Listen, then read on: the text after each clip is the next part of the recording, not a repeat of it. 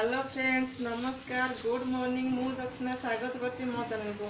एबे मु करी ब्रेकफास्ट आज करी चाउमीन ताहा आपण मन सहित शेयर करबी। आ मु चाउमीन रे कोन कोन सब सामग्री नेछि चलो तो देखि नेबा। मु नेछि चाउमीन को बॉईल करिक रखिछि। आ सोया बड़ी आ रसुण को छोट छोट काटिक नेछि। सोया सॉस टमाटो सॉस तेल आउ पत्र कोबी पियाज गाजर आउ बीन्स। एबे मु गैस रे कढ़ई बसई देछि। कढ़ई मते गरम हो गलानी। एबे ऐड करबा तेल। रिफाइन तेल नेछि आ 3-4 चम्मच तेल नबा।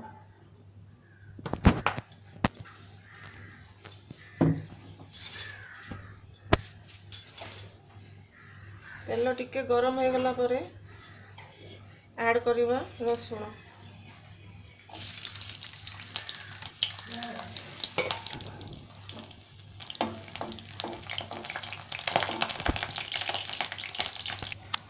एबे ऐड करबा पियाज।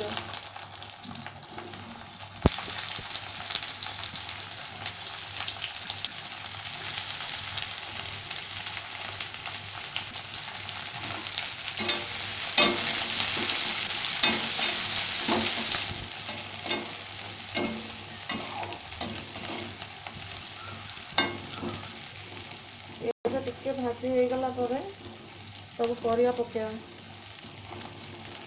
देखंतु पियाज गोल्डन ब्राउन हो गलानी। एबे ऐड करिया सोया बड़ी। सोया बड़ी टिके भाजी हो गला परे ऐड करिया वेजिटेबल। एबे मोर सोया बड़ी भाजी हो गलानी। एबे ऐड करिवा परिया गाजर बीन्स आउ पत्र कोबी।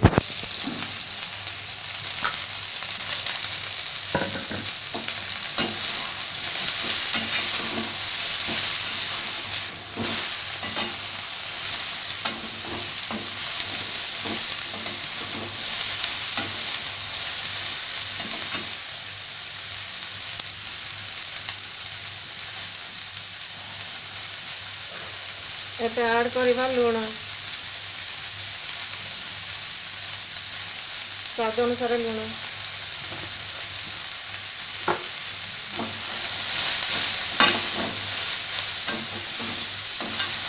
ए वेजिटेबल को 5 मिनट भाजवा छाड़ दवा। गैस रो फ्लेम लो कर दवा। देखंतु 5 मिनट हो जाइए। एबे परिया सिझी ना नहीं देखना पड़ा।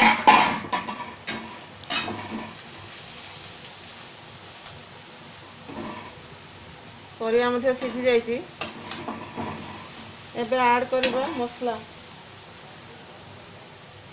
मसला रे नेछि मीट मसला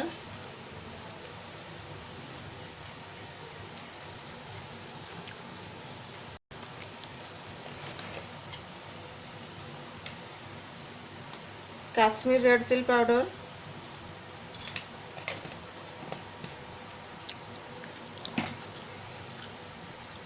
आउ गोलमरीच पाउडर।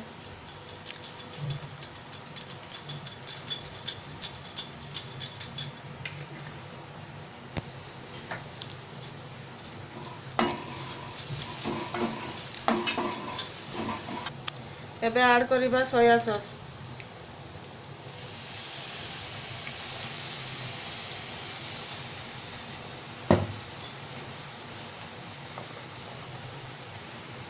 आउ टमाटो सॉस।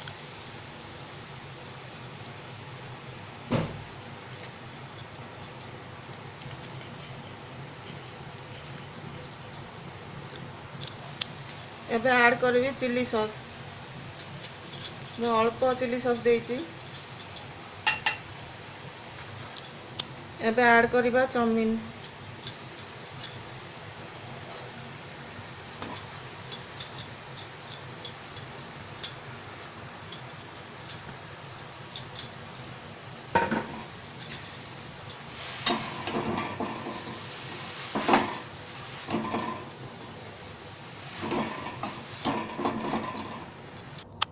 एबे टिके गरम मसला ऐड करबी।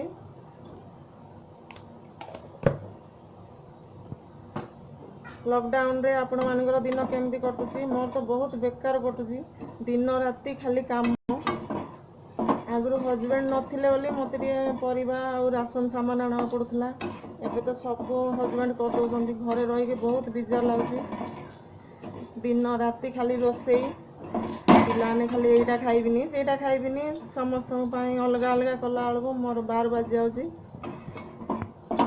एमती दिन राति कटुची आपण मान दिन केमती कटुची मो सहित शेयर करेंगे। प्रस्तुत हो जाए मोर चाउमिन चलते प्लेट रे काढ़ी नबा। जदि मोर ये वीडियो भल लगे ताहले लाइक शेयर कमेंट और सब्सक्राइब करने को जमार भी भूलिबेनी। देखा भी नेक्स्ट वीडियो रे रहूची बाय बाय।